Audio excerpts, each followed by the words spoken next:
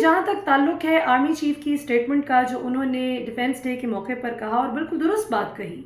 कि एक दूसरे से आपके जितने भी सियासी इख्तलाफात हों, पॉलिटिकल डिफरेंसेस हों,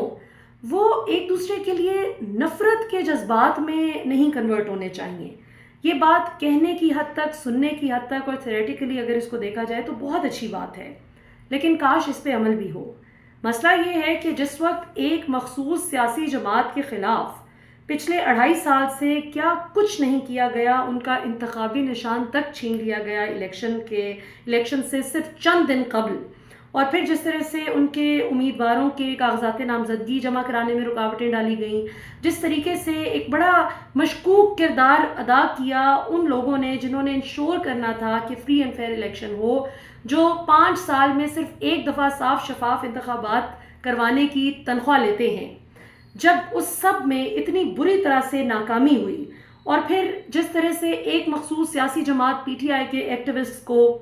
कभी पकड़ धकड़ का निशाना, कभी पाकिस्तान तहरीक इंसाफ के जलसों को रोकने के लिए कभी इजाज़त देकर अदालत में खड़े होकर इंतज़ामिया का ये कहना कि बिल्कुल ये फ़लाँ तारीख को जलसा कर सकते हैं, और फिर जलसे से एक रात कबल अचानक से एनओसी कैंसिल कर देना, ये सारी चीज़ें ऑब्वियसली एक सियासी गुस्सा, नफ़रत और फ्रस्ट्रेशन की तरफ लेकर जाती हैं। और अब ज़्यादा अफसोसनाक बात यह है कि सियासी जमातों की आपस की नफ़रत नहीं रह गई।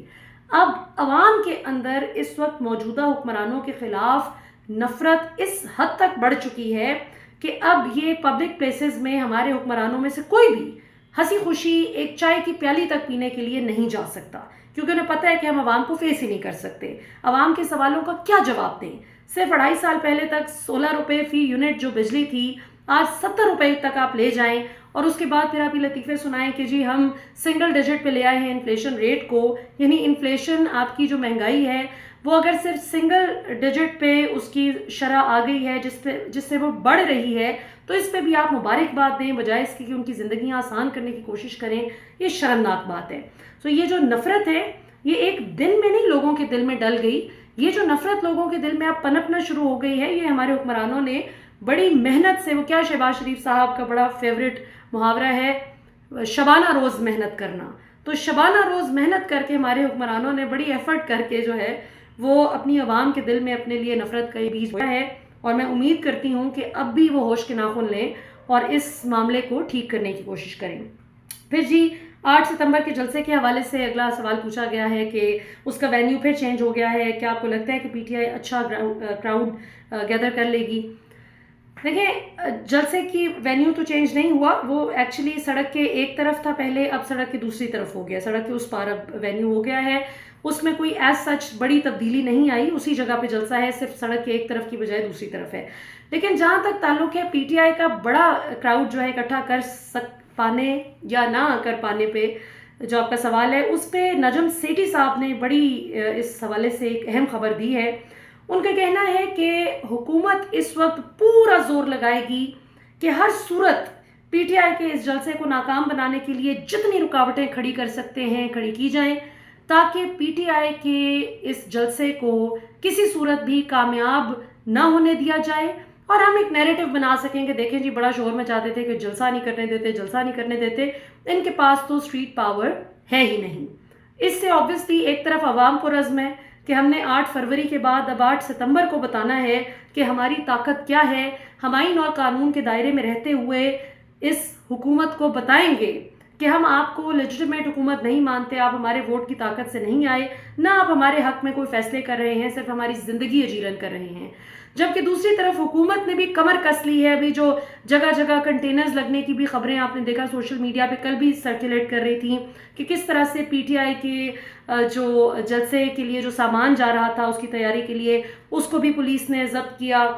उनके लोगों को भी कुछ उठाया, पकड़ धकड़, इन्होंने फिर डीजे बट को हायर किया है उस जलसे के लिए, कल के लिए उसको भी जो है उठाया गया। तो बाद अज़ा 1-1.5 घंटे की गर्मी सर्दी के बाद उनको अगरचे छोड़ दिया गया, लेकिन जाहिर है इससे एक खौफ व हरास फैलाना मकसूद है कि ज़रा आवाम के दिल में ये डर बैठ जाए कि भाई अगर हम इस जलसे में शिरकत करने के लिए जाते हैं तो कुछ भी हो सकता है। सो ये अगर मामलात ना हो तो नफ़रत भी नहीं एक दूसरे के लिए दिल में आएगी और पता लग जाएगा कि कौन कितने पानी में है। अच्छा जी, तीसरा है जी खान साहब का कि उन्होंने एक बार फिर चीफ मिनिस्टर गंडापुर पे अपने एतमाद का इजहार किया है। आपका इस बारे में क्या ख्याल है? मैं ये समझती हूँ कि इमरान खान साहब इस वक्त जेल के अंदर बैठकर भी अपनी पूरी पार्टी से ज़्यादा वेल इन्फॉर्म्ड हैं। खान साहब के पास जेल में बैठकर कोई फ़ोन, कोई कम्युनिकेशन के ज़राए ना होने के बावजूद भी सबसे ज़्यादा ऑथेंटिक इन्फॉर्मेशन है। और जैसे उन्होंने कल भी गुफ्तगू करते हुए कहा अडियाला जेल में कि मुझे बड़ा मौका मिला है इंट्रोस्पेक्शन करने का, जो माजी की कुछ गलतियां थीं, कुछ गलत फैसले थे, उन पे गौर करने का। और अब अगर हमें अवाम अपने वोट की ताकत से इक़्तिदार में लाती है तो इंशाल्लाह अब हमारी पूरी तैयारी है कि हमने किस तरह से इस मुल्क को बहरानों से निकालना है। तो ये खान साहब की जो स्टेटमेंट है, इससे मुझे अंदाज़ा होता है कि अगर वो गंडापुर पे, उन्होंने सीएम गंडापुर पे एतमाद का इजहार किया है, तो यकीनन पीटीआई के लोगों को इस वक्त ख़ास तौर पे केपी की आवाम को थोड़े कहे को ज़्यादा जानना चाहिए। और खान साहब की इस बात का बहुत गहरा मानी है अगर आप थोड़ी समझने की कोशिश करें, क्योंकि जाहिर है चीफ मिनिस्टर गंडापुर जो हैं, कुछ लोग कहते हैं कि जी ये एजेंसीज के एजेंट हैं, कुछ लोग कहते हैं कि ये नून लीग के साथ मिले हुए हैं, कोई कहता है कि ये बहुत ऑनेस्ट हैं। मेरा ये ख्याल है कि इस वक्त तमाम तर आरा को साइड पे रखकर खान साहब की राय पे ट्रस्ट करना चाहिए पीटीआई के लोगों को। और आखिरी सवाल है जी कि चीफ मिनिस्टर पंजाब ने मरियम नवाज साहिबा ने न्यूट्रिशन स्कीम जो है वो लॉन्च की है और हर बच्चे को, जो नर्सरी क्लास से लेके 5वीं जमात तक के बच्चे हैं, उनको पैकेट मिलेगा दूध का। इस बारे में आपकी क्या राय है? देखें, बात यह है कि पाकिस्तान के जो बच्चे हैं, चाहे वो पंजाब के हों चाहे किसी भी दूसरे प्रोविंस के हों, वो इससे बहुत ज़्यादा डिज़र्व करते हैं। वो इससे बहुत ज़्यादा डिज़र्व करते हैं कि उनका ख्याल रखा जाए। सो दूध के पैकेट ये भी आई एम प्रीटी श्योर जैसे ही हुकूमत जाएगी और इसके खाते खुलेंगे तो मैं तकरीबन 99.99% यकीन से कहती हूँ, वसूख से कहती हूँ कि जब इस प्रोजेक्ट की इंक्वायरी होगी तो यकीनन कहीं ना कहीं आप इसकी जो डॉट्स कनेक्ट करेंगे तो वो पता चलेगा कि ये ठेका किसको मिला था, ये किसको नवाजने के लिए स्कीम लॉन्च की गई थी। जिस तरह सोलर पैनल्स के बड़ा शोर मचा था जूं ही रजीम चेंज के बाद शहबाज शरीफ साहब की हुकूमत आई कि जी सोलर पैनल्स बहुत सस्ते हो गए हैं, सोलर पैनल्स आप खरीदें। जाहिर है सोलर एनर्जी बेस्ट तरीका है बिजली पैदा करने का। लोगों ने भी धड़ाधड़, सस्ता हुआ था निस्बतन, तो लोगों ने फटाफट जो है वो सोलर पैनल्स खरीदने शुरू कर दिए। सस्ता भी क्या हुआ था कि चंद हज़ार रुपए और शायद 1-1.5 लाख का फ़र्क पड़ा होगा, पर बहरहाल उसकी मार्केटिंग इतनी शानदार तरीके से की गई और हुकूमत ने भी बड़ा अर्ज किया कि जी सोलर पैनल्स लगवाएं, बड़ा ज़बरदस्त चीज़ है।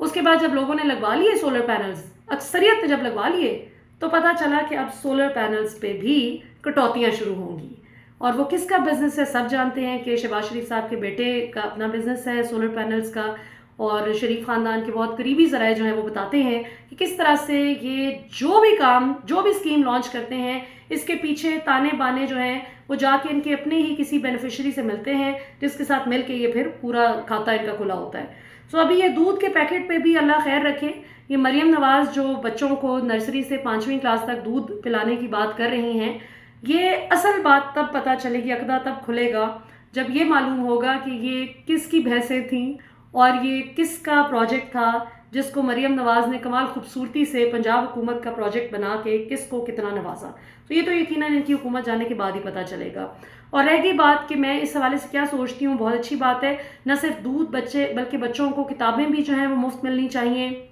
बिजली के बिल जो हैं वो कम होने चाहिए। हमारी अशराफिया जितनी बड़ी टैक्स चोर है, ये अगर सिर्फ 50% भी टैक्स देना शुरू कर दें तो आपकी बिजली की कीमत जितनी 2.5 साल पहले इमरान खान दौर में 16 रुपए फी यूनिट थी, वो यकीनन उससे भी कम होकर शायद 2-3 रुपए फी यूनिट पे आ जाएगी अगर हमारी अशराफिया जो है वो टैक्स देना शुरू कर दे। और गरीब अवाम जो टैक्स की चक्की तले पिसी जा रही है,